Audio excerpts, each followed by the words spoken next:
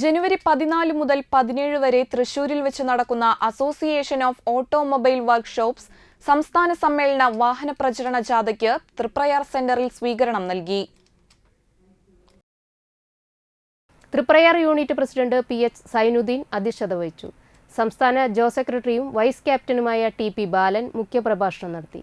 ജാഥ ക്യാപ്റ്റനും സംസ്ഥാന വൈസ് പ്രസിഡന്റുമായ Meeranan, unit secretary A. Benny എന്നിവർ സംസാരിച്ചു. Unit vice president M P. Johnson, joint secretary R A. Faisal, treasurer K V. Rajesh, welfare committee chairman C J. Ando എന്നിവർ ഹാരാർപ്പണം നടത്തി. പതാക വഹിച്ചുകൊണ്ട്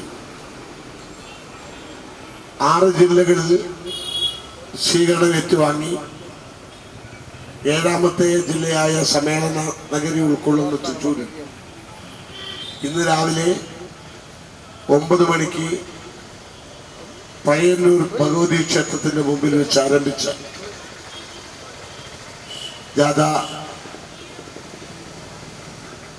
ജാഥയുടെ